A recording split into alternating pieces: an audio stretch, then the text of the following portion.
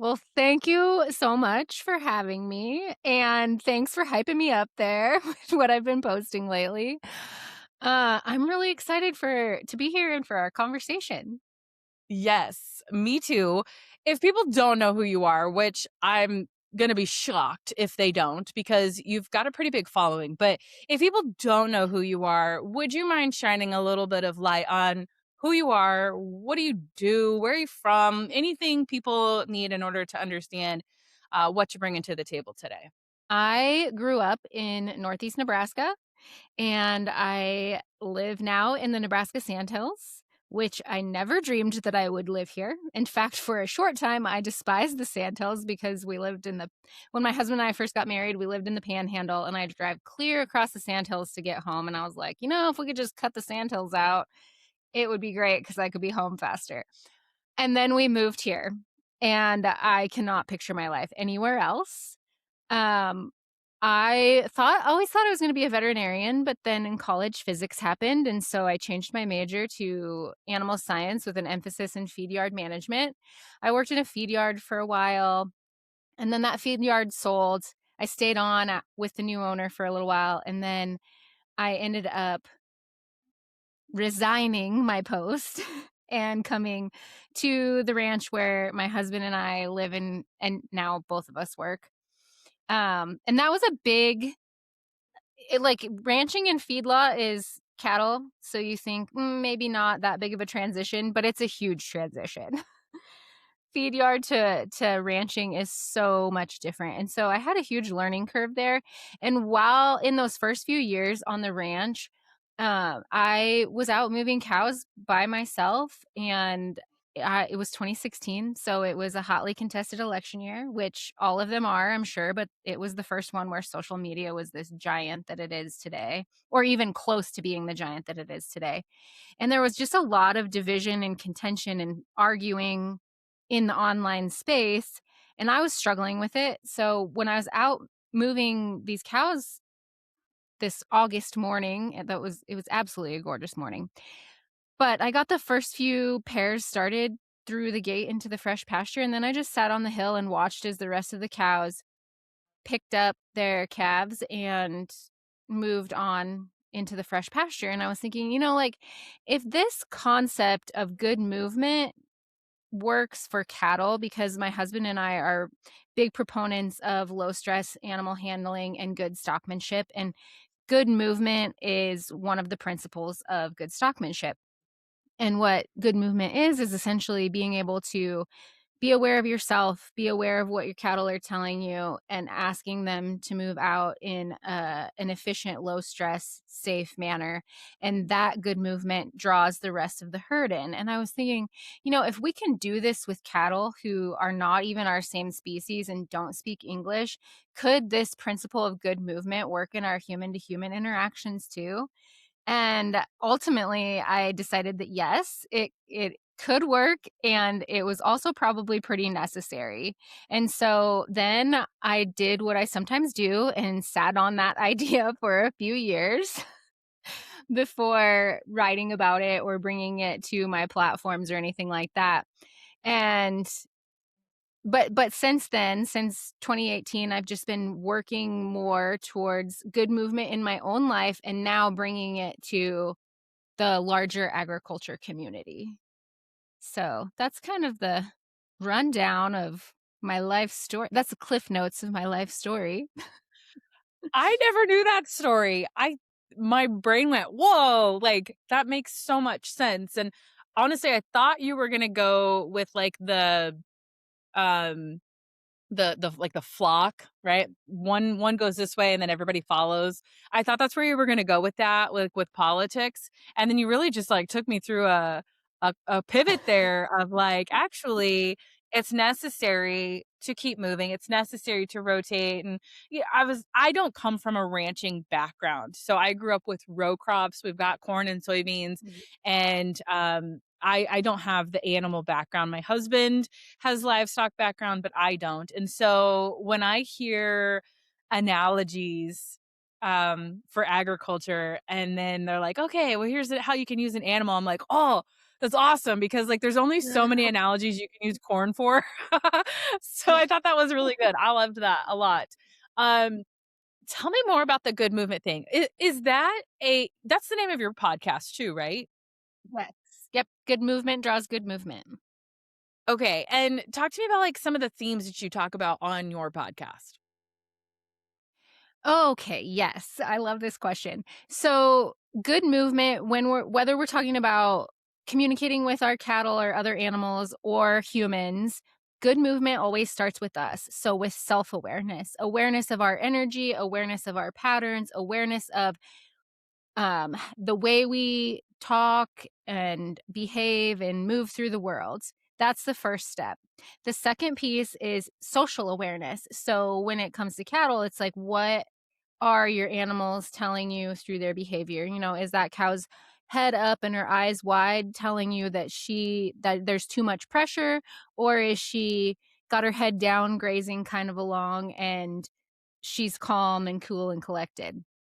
And then the third piece that comes in after you have some self-awareness and social awareness is communication. So once you're aware of yourself and what the animal or other human is telling you, then you can use that information to communicate with them effectively and not it saves you and the person that you're talking to or the animal that you're working with a lot of stress if you can be self-aware, socially aware, and then use that to communicate. And so good movement starts with us, and by default, good movement draws good movement. And so if we're practicing good movement within ourselves, it's going to rub off on the people around us. So the podcast is really talking about ways to become more self-aware, socially aware, some communication, but we really dig deep into the self-awareness piece because it starts with us. So we talk about things like actually feeling your feelings and what that means and how to do that, and processing emotions. And the podcast that came out this week is about talking kindly to ourselves so that our nervous systems can feel safe. And when our nervous system feels safe and regulated, that equates to safer, calmer conversation, behavior, everything all around. So that's kind of what we talk about on the podcast. If you don't know this about me, you will know now. This is so exciting for me. Like, these topics I could talk about all day long. I mean, it's every single episode's the entire core of what I do for a living in my coaching and everything.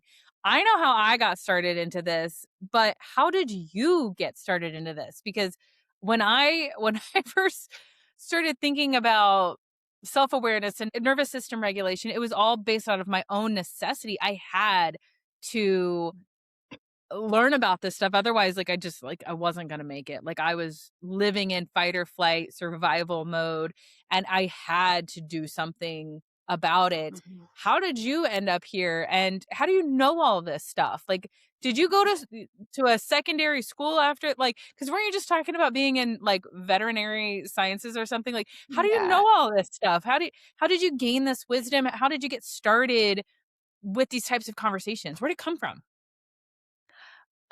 It also came like you, it came from necessity. Are you familiar with the Enneagram? Yes. Enneagram 4 wing 3 over here. Okay, so I'm a 9. Um, and I didn't know this at the time when I was sitting there in the pasture thinking about the principle of good movement relating to humans just like it does to our cattle. But ha knowing what I know now and looking back, it was totally an Enneagram 9 tendency in me that I was so upset about the state of affairs in our country in 2016, like seeing all the division and all of that because the nines archetype is the peacemaker and our motivation is keeping the peace. And nines have the ability, actually, it's not not just the ability. I say we can't not see lots of shades of gray.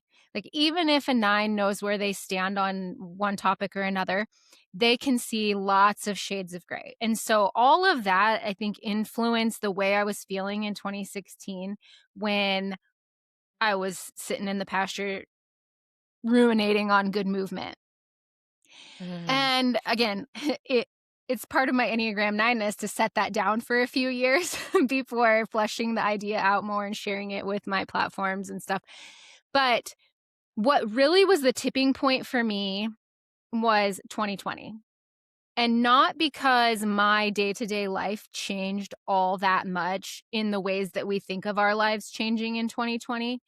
What happened in 2020 is we were shorthanded here on our unit of the ranch. The way the ranch is set up, it's set up in units, and each unit has a few different camps. Each camp is essentially its own ranch and has a herdsman and family that work there. Well, our unit, my husband is the manager of our unit, and we were shorthanded. There was one family that wasn't like they were gone. We had one open camp. And so it was my husband and I and a day worker taking care of 2 full herds of cows during calving season, during the summer, the spring works, the preconditioning, the weaning, all the things. And that was a lot. It was a lot. Like, I look at pictures of myself from back then and I'm like, "Oh, girl." Well, on one hand, I'm like, "You needed to eat more." And the second thing I think is, gosh, thank you, body, for getting me through that because I didn't even know how bad a shape I was in until we placed another herdsman at that camp. And I'd worked with the family a day or two and realized that they were going to be good. And then all the stuff just hit. Like my chest was tight, my stomach hurt. I could not, like, I functioned in a functional freeze for like heavily during that time that we were shorthanded. And once the safety returned, I felt the effects of Mm. functioning like that for so long. And that's really when I started to dive into intentional breathing and learning more about the Enneagram, not just for myself, but for others. And I ended up um, learning so much about the Enneagram that I taught the Enneagram for a while. But at that point, I taught the Enneagram from 2021 through the first quarter of 2023. So a little over 2 years. I would do workshops and meet via Zoom and all the things and teach Enneagram for self and social awareness. But at that point, I was still really just intellectualizing a lot of the feelings and emotions that I was having and not really truly feeling them and processing and letting the emotion move through me. I was still pretty much shoving it all down and I could think my way through things, but the feeling was missing. And then in May of 2023, my dad died suddenly and unexpectedly. And at that point, I knew that if I did not seek out help to help me process the grief, that kind of grief, that I would not be able to continue. I would not be able to continue. And so I got help and, I am forever grateful for Jada, the gal that I saw, but she taught me how to feel again. And we dug into not only the grief of my dad's passing, but also stuff that I'd been literally carrying around my whole life. I say now, for most of my life, I walked around comfortably numb, and you can only do that for so long Yeah. Wow. before you just can't anymore. And so I was already, into the self and social awareness, but the real, like the deep feeling and healing piece came in 2023. And after doing quite a bit of my own healing and seeing how a lot of us in agriculture and rural spaces operate day to day, I couldn't keep what I knew to myself. And to your question about where did I learn all of this, I learned a lot of it through my own experience, but also consuming so many books. I binge consumed all of Gabor Mate's work. I listened to, or I didn't listen to, I read Peter Levine's book, In an Unspoken Voice, which is talking about finishing your nervous system's process instead of getting stuck in fight, flight, fawn, freeze, but like actually finishing the process. So just a lot of reading and consuming on my own. I did look into getting a master's in mental health and therapy, but it was going to be a 2-year program. There's no placement test and it costs money. And I was like, you know what? I think I can help people still in this way without the degree, with the information that I have. I've had a few therapists on my podcast that we've had conversations with, and I'm always like, "Can I put you down as someone to refer people to if it's out of my wheelhouse?" So I, like, have a collection of therapists, but, I help people through my one-on-one guidance, and I have a group program, and so that's how I got here in a I nutshell, love I that. guess. I mean, I don't love it because it sounds painful, but love it because you learned so much through that. And like we always talk about, life is going to keep on lifing whether you're ready for it or not, Yeah. and you can't change hardly any of it. But what you can do, right? What you can control is how you react to it. One question, what when your dad passed away and you were talking about working with, I think you said Jaden, Mhm, was mhm. she Jada. a counselor or a therapist? What was her role in that? Or just like a friend or what? No, she's like me, doesn't have the degree. She actually I think she calls herself a spiritual director, but she really focuses on feminine healing. So she works with women and healing mother wounds and helping women learn how to nurture themselves and be nurtured. And so, yes, she's not a licensed therapist, but she is amazing. Okay, here's why I'm curious about that. And I don't think there's a right or wrong answer there. I was just curious.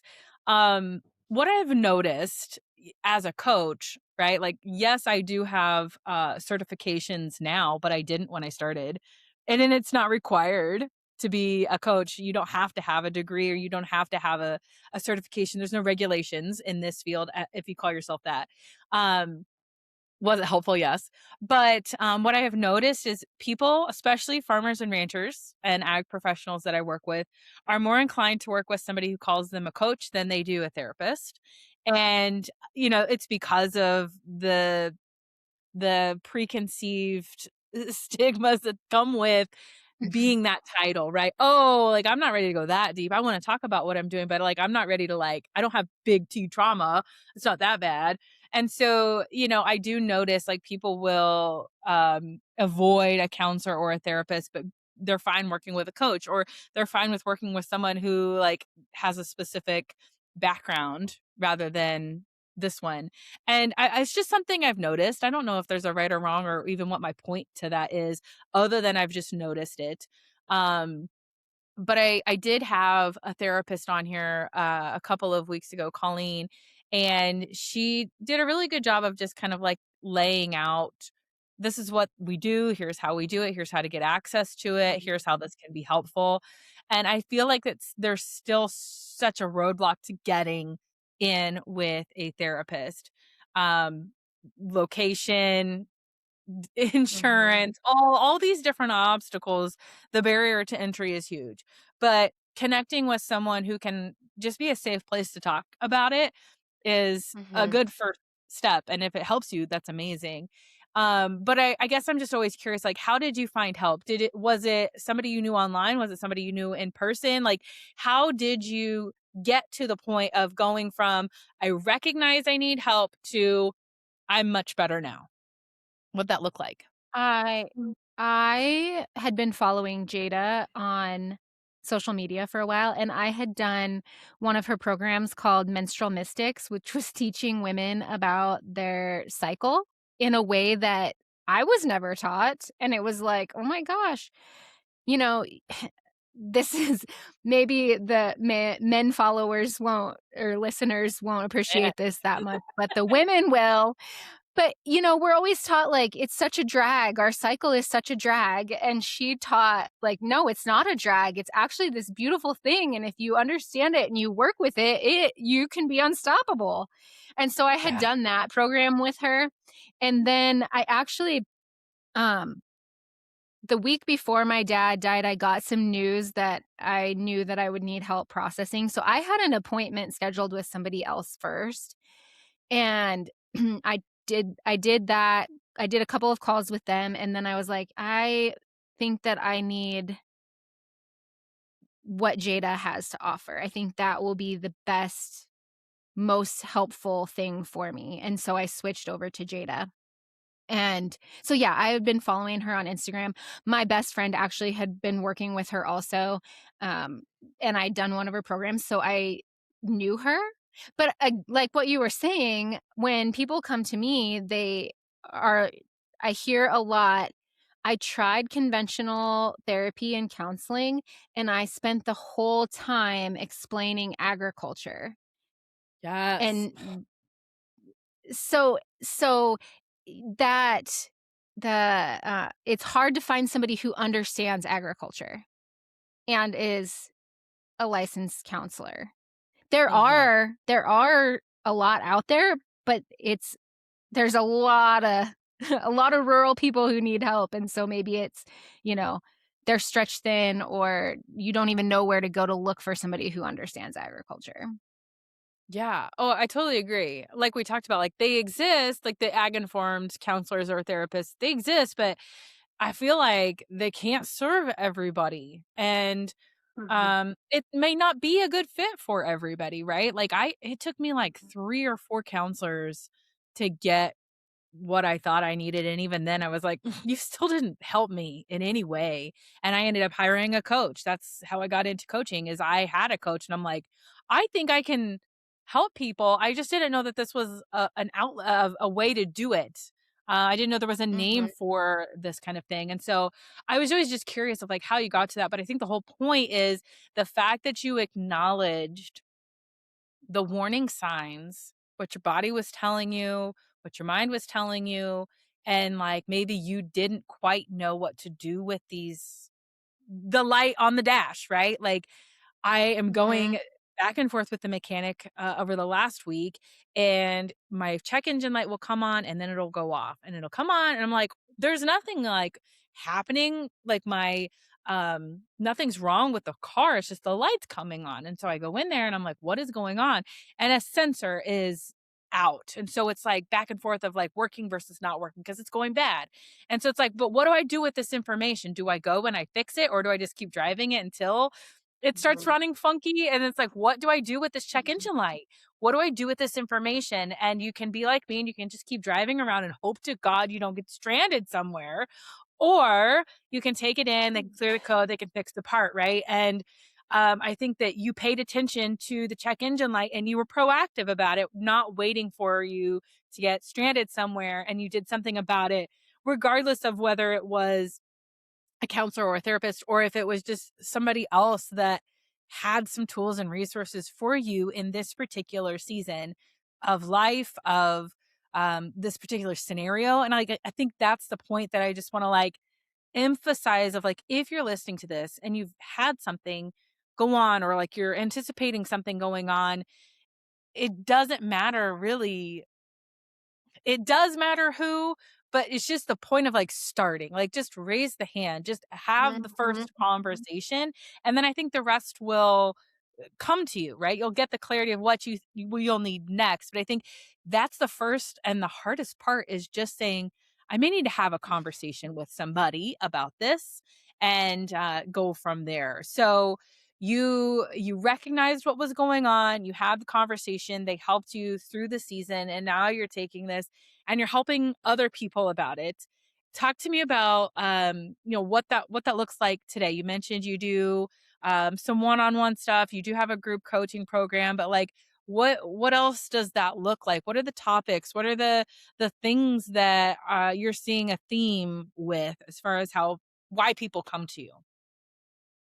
Uh, yeah, so I do one-on-one, and that is for any rural person.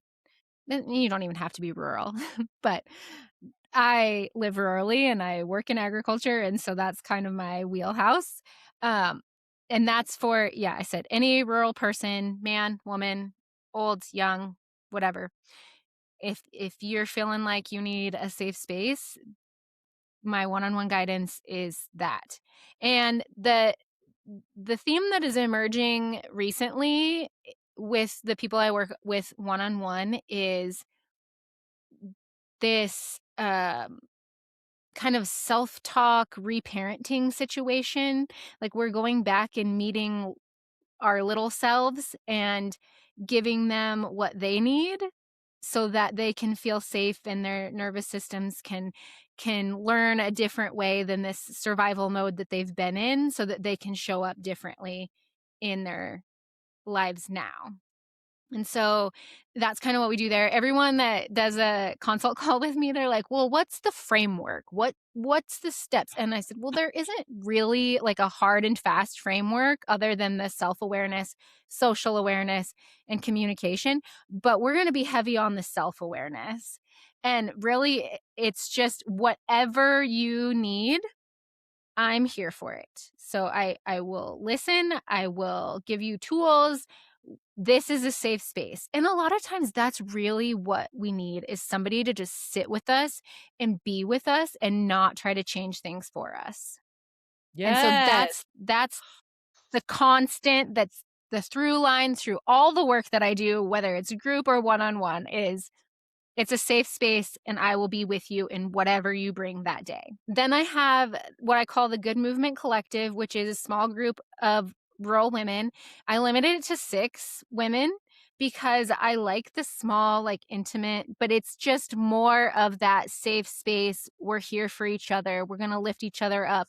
We're going to sit with each other in the hard things. We're going to cheer each other on when we have wins. And so that group meets every other week, and then we have a group chat, we have journal prompts, but in our calls every other week, we each go around and answer what's going well and what's a struggle, because we're well balanced. We don't want to just hear about all the things that are going great and gloss over what's the struggle. We want to hear it all so we can be there for it all. Mm. And that group runs for 6 months. We have guest guides that come in and talk to us about, well, Jada is one of our guest guides that comes in and talks to us in the collective.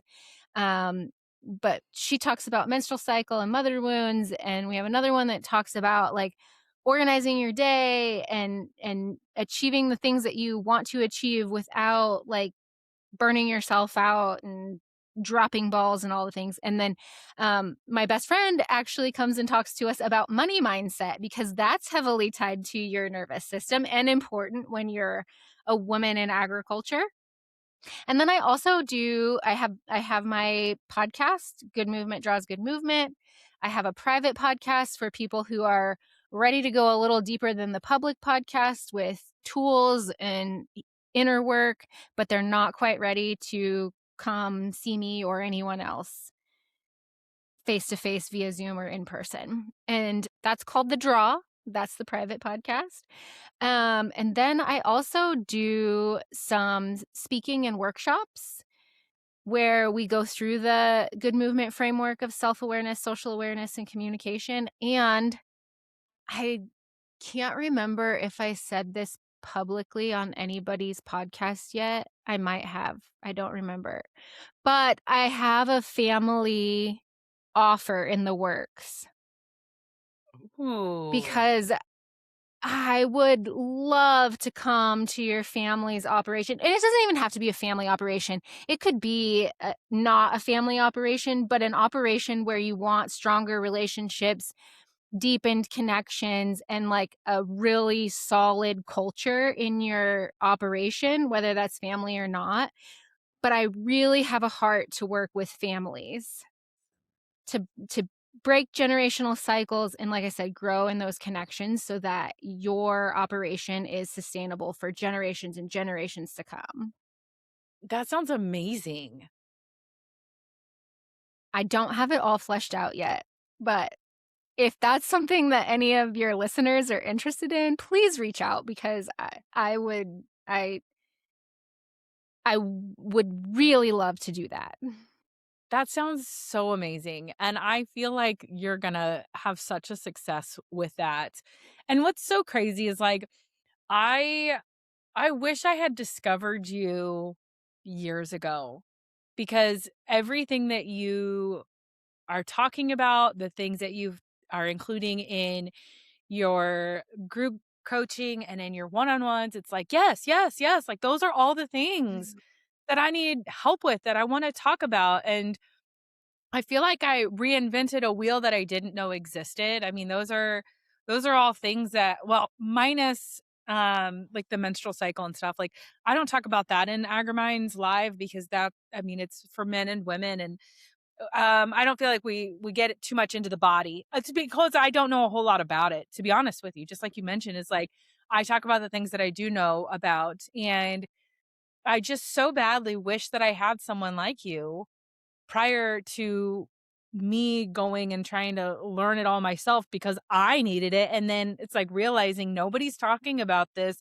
So I guess I will, you know? And so it's just, I think it's Mhm. crazy that our paths are just now, like, you and I are just now having face to face conversations, right? Like, I know we've messaged back and forth on Instagram a lot, but like, I just think it's like wild, because like for so long I thought no one's talking about this. Why aren't we talking about this? Like, I got my I got my financial coach certification back before COVID. So this would have been like 2019 maybe, because I was having these conversations with all of these farmers who were talking about, like, I want to make this investment, but here's this and here's this. And they were emotionally impacted by their financial decisions, and I needed to know how to be able to navigate those conversations. I was trying to sell them farm software. I wasn't trying to be a coach. I just needed to know how to have the conversation and be educated enough to be able to support them. And so, I mean, it's like I got that certification because it was helping me in my career. And now looking back, I'm like, I talk about that stuff all the time, because you're so right. It's all intertwined, all of these different areas: your mental health, your physical health, your emotional health, your financial health. It's all coming together into this core, which is you. And that's like, I don't know if you've ever seen Inside Out or Inside Out 2, where they talk about the Yes. belief system. And I pull that clip up for my clients all the time on YouTube. I'm like, I know this is a little kid show, but the visualization that it gives you about how that belief system is formed, I'm like, yes, like, why aren't we talking about this more? But here's the great part, we are. You and I both are. There's other people who are talking about it. We're just Mhm. not getting in front of enough people. And so whatever I can do to lift you up and get you in front of those people, because I feel like the counselor situation, right? Like, there are people out there who have those certifications, who are ag informed, but there's way more people out there than any one of us could serve. And we need more people having these types of conversations. We need more people who aren't afraid to say, shit, that sucked, and I don't know what to do about it. We need more people who aren't afraid to say, I am a mess right now. I'm not to the point where, like, I'm thinking about ending my life, but I am saying this is really hard and it's impacting my relationship with my kids. It's impacting how I'm showing up for my clients. It's impacting my social life. Like, it's impacting my spending habits. Like, retail therapy is something that I abused for a while. Like, same with food, right? We stressed out, you're binge eating all this crappy food. And so it's just it's a ripple effect in all of these areas. And I think it's so important to have people talking about it, whether you're just, another person in somebody's life, or whether you're coming to them in a coaching aspect or a workshop or whatever. I could just think just having the conversation is the best starting point. And so I just want to commend you for having those hard conversations, for exploring it and learning on your own and not gatekeeping that information. I mean, you're sharing it with other people. And I remember it was like last month I had a mentee over. She's a young lady in her early 20s that I've been mentoring for a long, long time. And she was talking about like, "Oh, I'm just not in the mood and I'm irritated about this." And I was like, "When are you starting?" And she's like, "What do you mean?" I said, "When do you start? Like, when are you gonna have your period?" And she's like, "I don't know. Why?" And I was like, "How do you not know, first of all? Like, you need to know." Like, you need to know.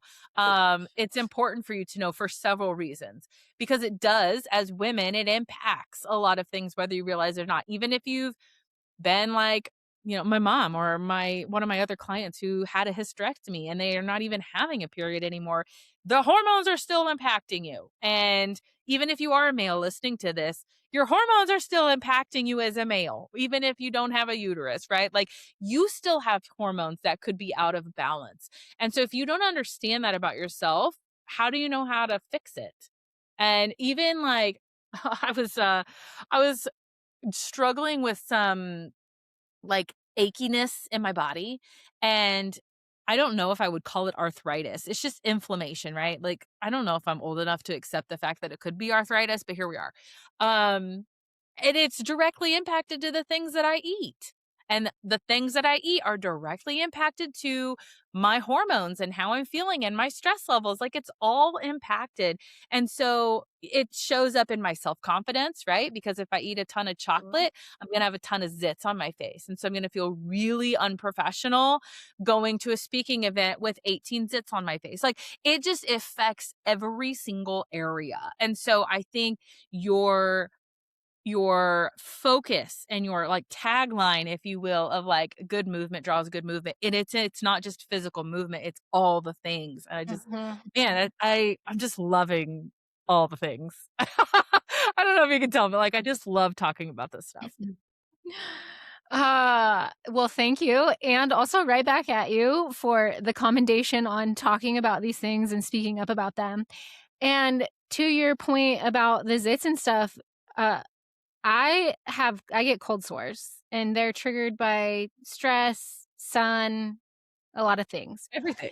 Last year, I consumed well, I had seen this book, it came up in my Amazon recommendations, it's called Heal Your Body, and it's this teeny tiny little book, and most of it is a table with different illnesses and ailments and aches and pains, and what those what thoughts, emotions might be tied to those illnesses, aches and pains, etcetera.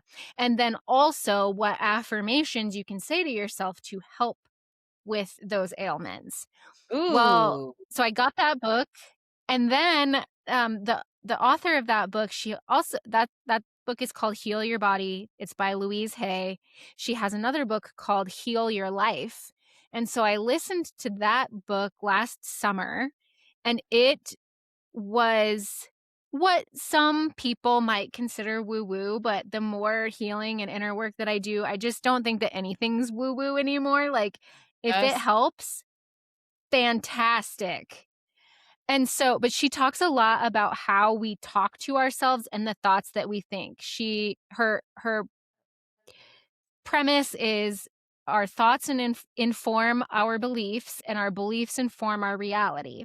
So if you constantly think, "Ugh, I hate my cycle because I get irritable and blah, it sucks and blah blah blah." It's gonna suck. Yeah. It's gonna suck because you think that, you believe that, and that's your reality. And she talks about like talking kindly to your body and to yourself and over different situations in your life. And so since reading her work, I started a daily affirmation. And in the book she talks about saying these different affirmations to yourself hundreds of times a day. Like, that's Yeah. how many times you need to say them to believe them, and I don't think I've ever hit the number of times a day that she suggests, but I started telling my body, "I love you. You are strong and able. You have the wisdom to keep us safe and healthy." And I hit it hardcore starting this fall during, like, cold and flu season, and like I mentioned, I get cold sores, they're triggered by different things. I've had 4 cold sores since 5 actually, since regularly repeating this affirmation. And every time that I feel the tingle of a cold sore, I say the affirmation over and over again, whisper it to myself, say it in my head, whatever. And then I also say, welcome, cold sore. Welcome to the party. Like, I'm very accepting and welcoming of it. And I'm telling you, of those 5, 4 of them have stayed so small that no one else knew that I had them. Only one got huge and tried to take over my face because it was right before I was going to do a speaking event. And I was really like, my old patterns took over and I was cussing it and I was angry and all the things, and it took over my face. I was not welcoming to that one. And so, like, I maybe need some more data points, but at this point, and the sicknesses this year, I've had 2 colds.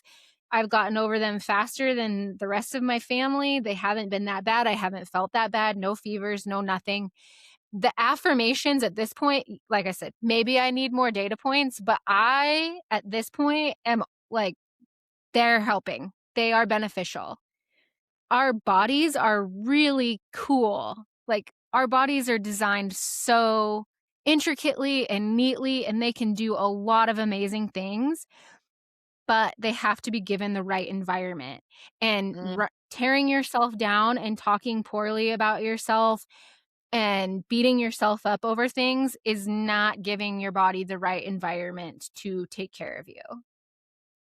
Loving Oh, man. it, and even Yeah. if you don't believe it when you say, "I love you," you keep thinking that thought because our thoughts inform our beliefs, and our beliefs inform our reality. So the more you think, "I love you" about yourself and your body, the more you'll believe it, and the more it will become your reality. Oh, I'm here for this.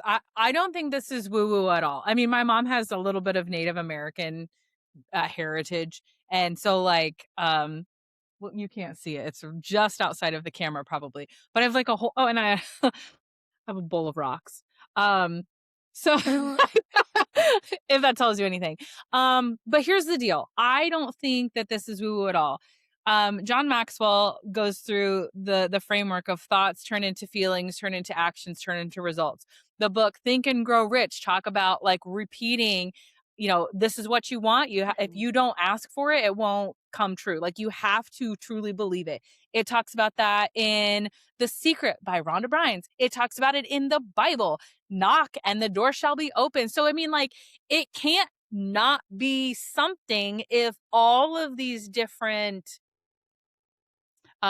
sources, right? Like whether you are a believer in God or not, like all of these different sources are all telling you the same thing. It's Mhm. just through a different lens. But I think you are so right. And I mean, Greg talked about this on the podcast he was on, Greg Kruger, a couple of episodes ago. He's one of the speakers at the AGRIMINDS Summit, and he was talking about that same thing of like yes language to yourself. Like, what can you say yes to? And something that you said just a second ago, I could see him calling out of like, I get these cold sores. Okay, you used to get cold sores, right? Like, I used Mhm. to get cold sores on my face, like and people who talk about, this kind of bugs me on Grey's Anatomy. Are you a Grey's Anatomy fan? Do you watch that show? I watched it a lot when it first came out, and then I took, 20 years off or so.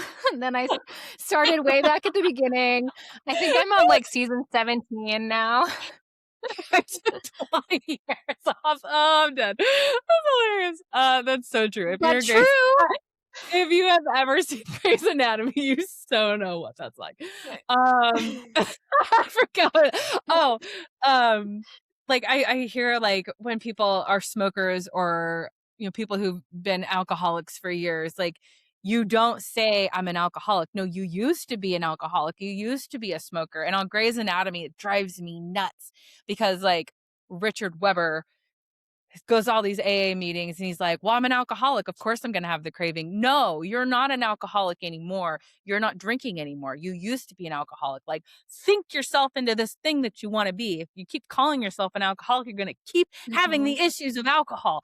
So, okay, I digress. I'm on a soapbox. But I Wait, truly wait, think I your thoughts. wanna climb up on a similar soapbox Come about on, the Grays that okay. What bothers me about that, and the way that we talk and think about addicts in general, is that the thing is addictive. It's the alcohol, it's the cigarettes, it's the social media, it's whatever. But having consumed all of Gabor Mate's books, I see things a little differently because he worked with addicts. He is an addict himself, and the way he describes it is things are not inherently addictive. Things are not addictive. It's just What a gets us thing. addicted is the need to self-medicate and numb the pain from woundings and trauma in our lives. Yes. Like, he cites different addicts talking about what it feels like when they get a hit of whatever they're addicted to, because it doesn't Yeah. have to be, like, substances like we think. His addiction is purchasing classical music on CD, like, thousands of Okay. dollars worth of classical music on CD. Retail So, therapy. he Mhm. yes, he asks these addicts, like, what that feels like when they get a hit, and it's always warmth, love, Mm. nurturance, stuff that they were missing throughout their lives. So I have a problem with the Grey's Anatomy, like, and just how we talk about it in general because it's not the thing that's addictive.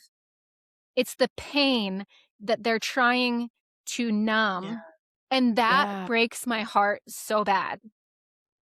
Oh, that's so Like, I good. just wanna Yeah. run and give them a giant hug. Well, I mean, we were talking about money a little bit ago, right? And, when I still struggle with this. So don't think I have this mastered because my old habits creep in too. I mean, it's a neuropath. It's I've been trying to take the side road and sometimes this is just familiar, right? Um but my mindset around money and like money is just literally a thing. It's emotionless. It's not good or bad. It's what you decide to do with that money. It's your perception of the money. Same thing with social media, right? Like social media can be Mhm.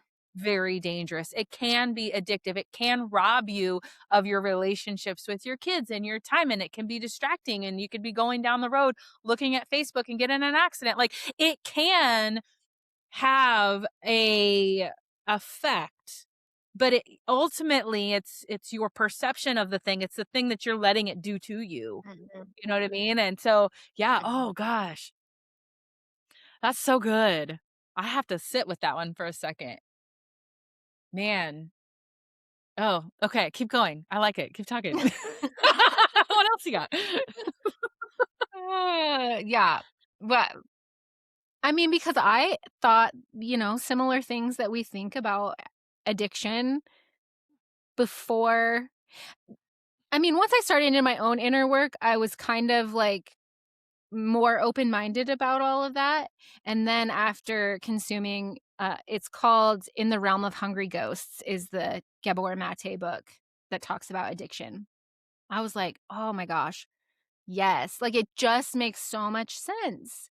And, again, it's not necessarily doesn't have to be substances like you were talking about retail therapy or, mine is getting finger deep in a good scroll on social media, like, it's just that's Mm, what I do to that's what I did in the past to help keep myself comfortably numb.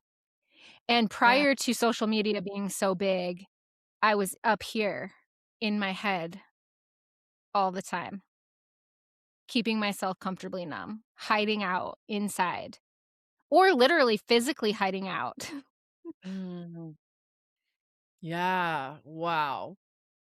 This is so good. I mean, I don't and that's why I always say, like, I don't know always if I have the answer here. Like, I don't always have the answer, but the fact that we're having a conversation about it is the point. And so being an Enneagram 4, the individualist, um, I like to feel unique and I like to feel like I don't have the same thing, like I'm not copy and paste, but at the same time I crave being liked and I crave being Yeah, included. So I'm like always having this internal tug of war of like agree with me, but I also like need to have this amazing idea that nobody's ever thought about.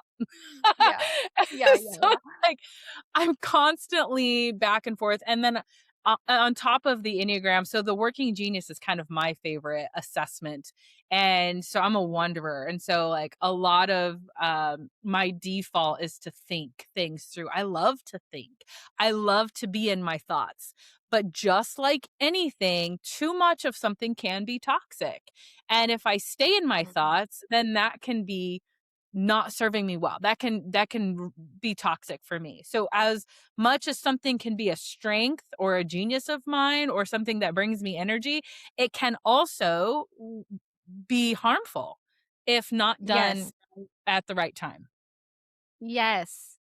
Like the Enneagram, what I love about it is that you can't get rid of your strengths, or you can't boost your strengths and get rid of your weakness because it's the same thing. Your Oh strength and your god. weakness is the same thing. Yeah, So, that's balance, honey. you You gotta can't find be the like, harmony. yes, yes. But when you were talking about your fourness and you wanna be unique, but you also wanna fit in, I have done a couple of cohorts with Suzanne Stabile, who wrote The Road Back to You and some other Enneagram books. And in one of the cohorts, um, Kelly, my friend Kelly, who is also a 4, she was like, "It's like I'm this piece in the jigsaw puzzle, and I have all these unique edges that do not fit into the puzzle, but I really deeply wanna fit into the puzzle, and at the same time, I don't wanna cut off any of my edges to make myself fit." And it's a really Oh my awkward god. place to be. Kelly and I get you. I get you, Kelly, because it's like I don't wanna conform to the puzzle, but I need to be so next to the puzzle. Like it's like I said, it's this internal tug of war with yourself at all times of like, I want that, but I also don't. I want to fit in, but I Mhm. also want to stand out. I want to be liked, but I also don't want to be like anything. It's just like Yeah. constantly struggling, but I know that about myself, and that's where that awareness that you were talking about is so important because I didn't understand why I was feeling this way. I didn't have a language to it to not only be able to talk to myself about it, but to those around me, whether it was an employer or my husband or whatever. Like, I get why I am the way that I am now. Maybe I can't change anything about it. I can't do anything about it. But what I can do is take that information and utilize it to help me understand and process things I've gone through and what I'm getting ready to go through and know like, okay, I've got to give myself a little bit of grace. And sometimes, like, and I use this analogy a lot too. I heard this on a podcast like years ago. I have no idea which one. I think it was about talking on stage. It was like a keynote prep podcast, and they were talking about like using your confidence dial, like getting ready to go on the stage, like turn your confidence dial up, like metaphorically doing it. And I use that for working genius. It's like sometimes I just need to like tone down my wonder and like tone down the questioning and just like accept what it is for now or like crank up this part, right? Like you can do that. But sometimes it's like this is necessary and then other times it's like, Kacee, maybe you don't need to understand every single detail. Maybe you don't need to make this make sense. Maybe you just need to accept it as hard as that is, but that's awareness around why I am the way that I Mhm. am, and it does help a little bit. I don't know if any of that made sense. Yeah, no, it totally did. And it reminded me of Suzanne has this quote that she says, "You can't change what you can't name." So having that Yeah. awareness is the first step in forward motion. Yeah. Ooh. Well, and you can be intentional with that motion, that forward Mhm. motion, based off of what you were talking about of like if I have the awareness of not only self, but other people around me, right? Like that's how you get that movement forward intentionally because you're making informed decisions, not just reacting emotionally. Yes. Yes. Oh, this is so good. I feel like I could talk to you for hours. Like this is Well, yeah. maybe we should talk more. I feel like we need to. I feel like we're gonna need like 8 parts to this episode. Oh, this is so good. Well, thank you so much for coming on, starting the conversation. This is not done. I definitely need to have you back on here. But I appreciate you at least starting the conversation and bringing awareness to some of these things that maybe not never know that they need to talk about it, let alone how to begin talking about it. So I just appreciate you taking the time to come on here and sharing with us about that. If people aren't following you on social media, where can they find you? How can they work with you? Tell us all the things. Yeah, so on Instagram, my handle is Terryn, Terryn dot Drieling, Drieling. I always have to spell both my names because they're both difficult. And my website is terrendreeling.com. And on Facebook, I guess it's my Facebook page is Draw Good Movement. I had to think about that because I just recently changed it. And then, of course, the podcast is Good Movement, Draws Good Movement. I love that. Oh, this was such a good conversation. Thank you so much for being on here. And stay tuned because I will definitely be having her back on the podcast. This was so good. Yay. Thank you so much again for inviting me.